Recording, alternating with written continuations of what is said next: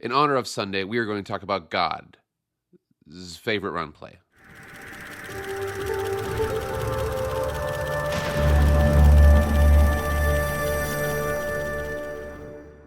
What is up, everybody? It is Jake back with the MF Film Room. Thank you so much for being here.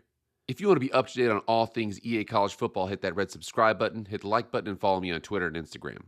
If you like college football content, go subscribe to my other channel, Master Football with Jake Posey. The link is in the description. But enough about all that EA College Football content. Let's go. I'm actually filming this on a Sunday ahead of time here, so in honor of Sunday, we are going to talk about God's favorite run play. So I want to talk about this because, dude, as much as, listen, it is still a video game. EA College Football, and I'm going to make sure that this is going to sound crazy. EA College Football is still a video game. However, it's a pretty good simulator in the fact that the rules of football, and what I think I like about the devs here, I don't know how about the Madden devs. I know they're very similar, but they're still like kind of distinctly different. One thing about the Madden devs versus the EA devs is I feel like the EA devs want to make it a simulator a little bit more than Madden. Madden, you know, they do. I think there's a lot of people at Madden, but I think Madden also has, you know, more hands in the cookie jar, because it makes them a lot of money. So the heads of EA get meddle a little bit more, whereas EA College Football can kind of do what it wants.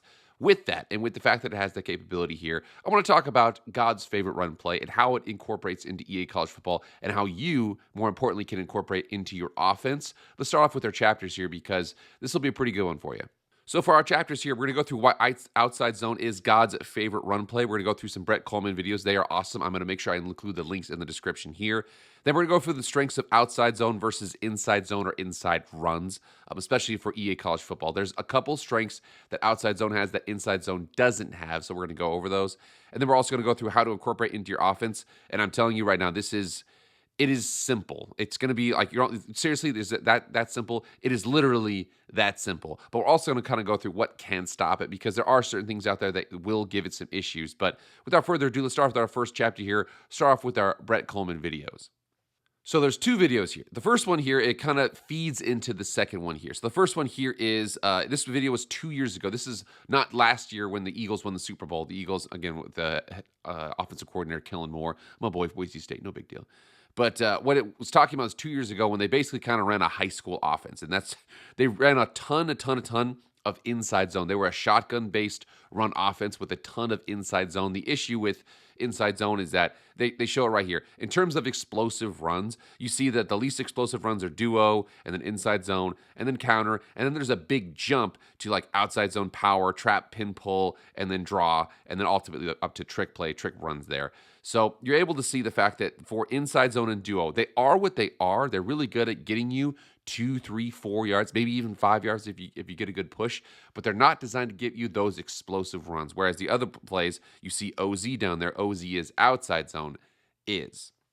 And one of the reasons why outside zone is such a dominant and explosive run play is because it's actually like multiple run plays. So you can see this here. This is another video that I'm going to put in here about outside zone specifically. The first one was more about like the Eagles offense, running it from shotgun and things like that. Whereas this play right here, or this video right here, is actually about outside zone. And the reason why it's such a dominant run play is because it operates like multiple run plays. So you see how this is how the running back is going to read the play here. Your first read, he's looking at the tight end's butt. Is the tight end going to be outside? I go outside. Is the tight end's butt on the inside? I go inside. I kind of read him from there.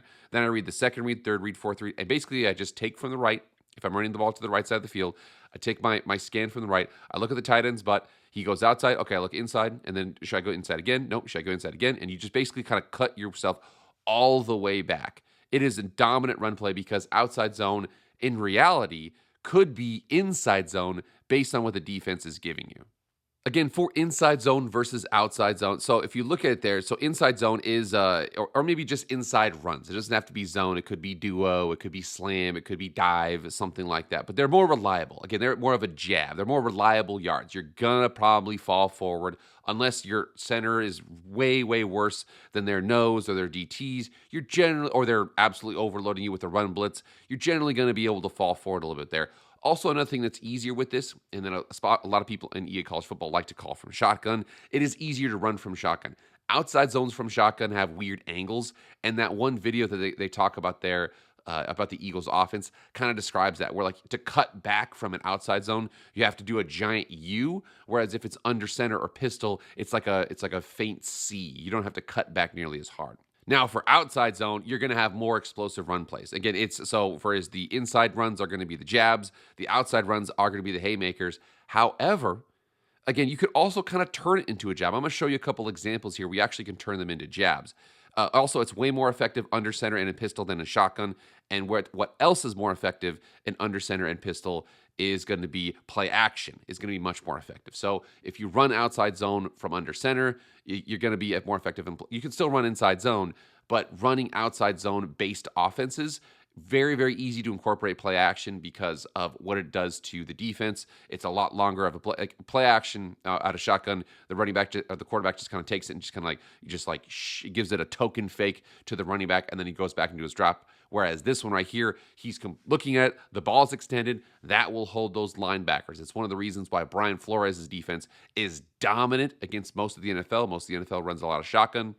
The only thing that really can hurt him is those under center runs, which hold those linebackers, create space over the middle. Now, one benefit of outside zone versus inside zone, especially when we get to talking about EA college football, is going to be the abilities there. So as an example, tight ends, they actually have that outside shield ability. They don't have the inside shield ability. Gritty possession receivers also have the outside shield ability. So when you're talking about setting up a run blocking offense, and you have your offensive line, you can have well-roundeds or you can have raw strengths, and they can have that inside shield, but you can have well-roundeds, agiles, and your tight ends, and even your slot receivers who might even be in tight splits, and they can actually have outside shield as well. So you can have 6 to 7 guys run blocking on a play with those abilities as opposed to 5 when you only have that inside shield ability. And it creates something that I'd like to call the Christmas tree effect. I'll actually show it in action here a couple times. But first of all, let's go to the tape here just to actually see what outside zone looks like, what your reads are for EA College Football, and what it effectively looks like when you make your reads and cut up the field. So this is one of my favorite formations here. This is doubles Y off close. And we're going to look at the running back here because the running back's got several things he's going to do. So we go through this. His first job is to read that tight end who's going to be right in front of him. So we snap the ball, he comes out here, and then he goes to the second. So the tight end has climbed. However, we're going to look at the next read. The next read is going to be our end. So we see the fact the end right there is going to start to get to the outside. Had we continued, we probably would have ran into a defensive end there. But you look at that beautiful, beautiful cutback lane. So this play started off where we're going outside the tackle, and now we're going inside the tackle. So it was an off-tackle play. Now it's going to be an inside the tackle play, and we're going to cut up the field.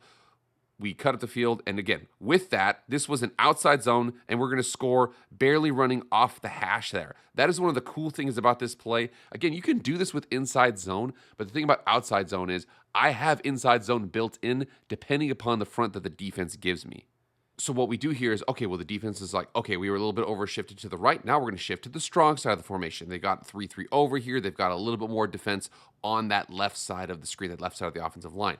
This play we're going to run is an outside zone to the left that will actually run through an inside zone on the right hole, checking out where we go. So you see this here. Again, we're aiming at the tight end. Tight end's going to go. Tight end comes out that gets blocked. The second we see this little swim, we just get the ball. We see that little swim. We know he's probably a guy in front of 88 is going to have the outside shade. So now we know we're probably cutting it up the field. So we're thinking, oh, cool. We've got a hole right there. You see all that space? But we look over and we see 55's engaged. 64, the linebacker is going to go over. He's going to scrape over the top, and we're not going to be able to get him. So what we do, we create our hole by cutting backside. He gets his block. We cut up the field, and we get ourselves a nice 7-yard gain. So if you look at that there, that was the center. The center right there, 64, is going to be all the way on the left side of the screen. We're cutting to the right of the center on a play supposed to be running outside zone to the left side of the field. It's incredible to do this.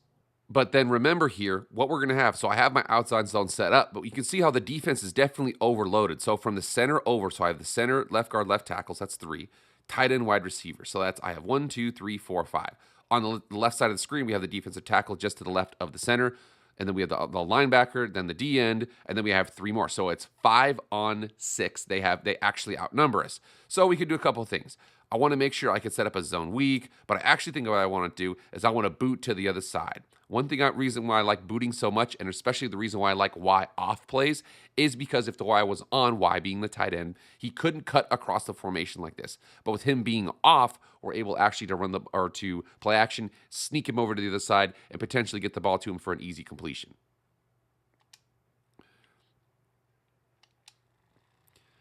Again, easy little completion. The defensive end dropped off. It was 5 yards. It was super, super easy. The ball was never in threat. It's a very, very easy completion to make. We come in again here. So now, kind of the same thing. So we're going to go from the center over. We have 5. They have 1, 2, 3 on the D line, 1, 2, 3 behind them. So they have 6, and they have 1 high. One thing that can stop this is when they start to roll a safety down into the box.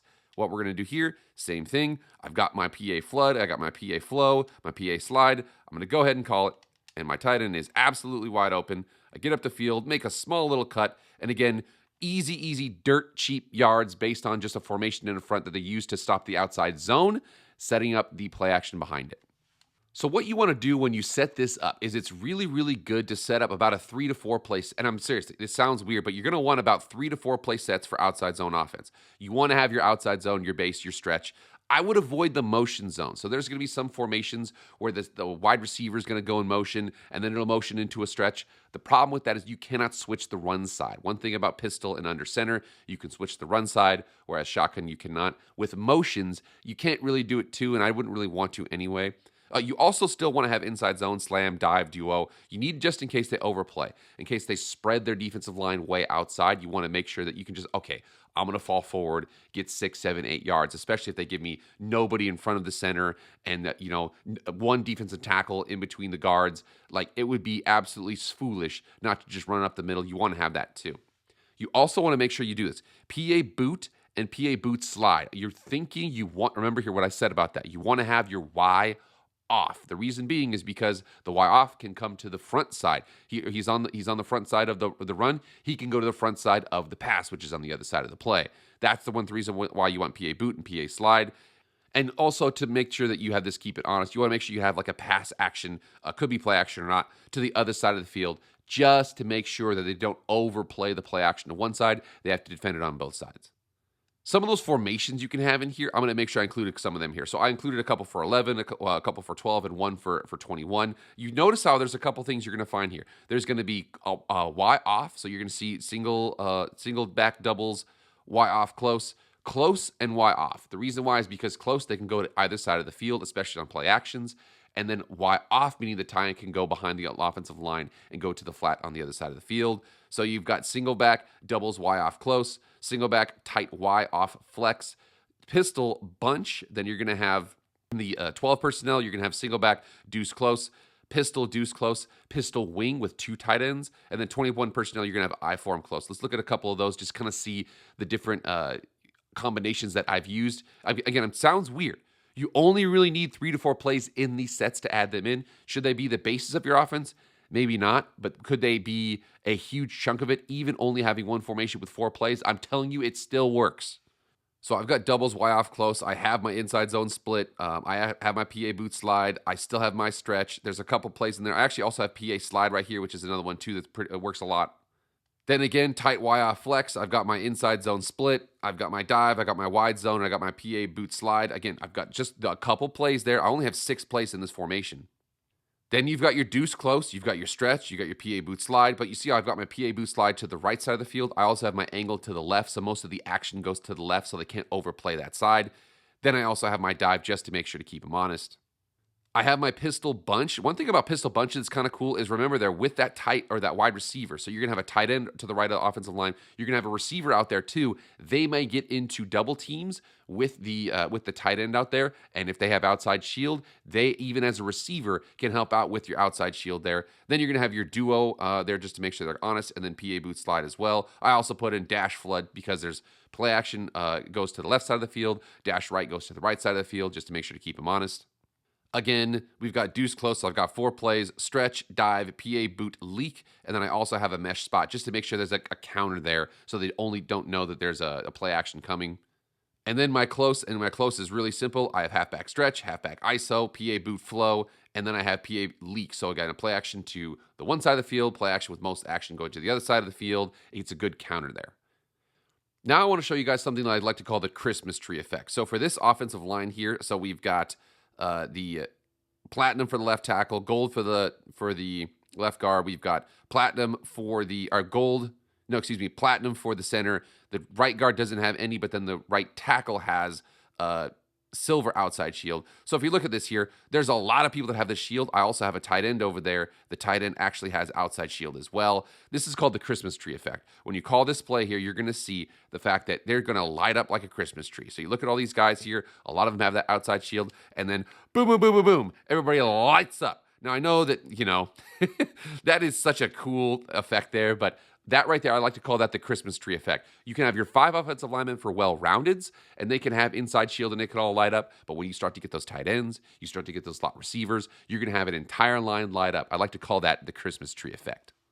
Now, again, this is not 100% working every single time. You don't need anything except for those 4 plays, because what's going to happen here is there's a couple things. One is if you go up against a team with a lot of really good edge setters or gap specialists, if they have that outside disruptor ability, it is something that is going to be an issue for you there. Again, a lot of 2-gap players. So one thing that the outside zone has issues against is 2-gap players is because they hold their point of attack. They're not trying to run with those offensive linemen and create those cutback lanes. So if you have 1-gap players, you're going to be fine. You play against a lot of 2-gap players, some really good edge setters and gap specialists, they can give you some issues.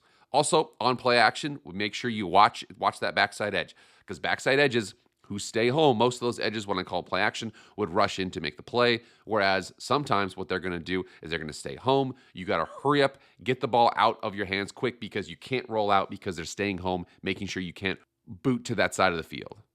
So that was just a small snippet of what I like to call the outside zone. Again, God's favorite run play. I love it. It is such a dominant run play because it's multiple run plays in one. You do need to coordinate your offensive line, because if you try and run outside zone with a bunch of players that can't run outside zone, it's going to be, although you could say that about anything. You try to pass the ball with a bunch of offensive linemen that can't protect very well, it's going to be a bad time. Same thing with this. But once you get that offensive or that outside shield ability, where a couple of those offensive linemen, 3, 4, maybe even 5, you add a tight end, maybe a gritty possession wide receiver, it is a beautiful thing to watch. I absolutely love it. But you guys get in the comments. Do you guys run outside zone? Are you interested in putting this in your offense? I'm telling you, even if you don't necessarily do this as some of your main plays, I would add those formations in there just to make sure that you can get the same effects that I'm talking about here, the same abilities here. It is super, super dominant to have that. I want you to have that in your offense. Incorporate it, even if it's only a small piece, put it in your offense. But you guys get in the comments. Let me know what you guys think about that. Also, remember, please like, share, comment, subscribe.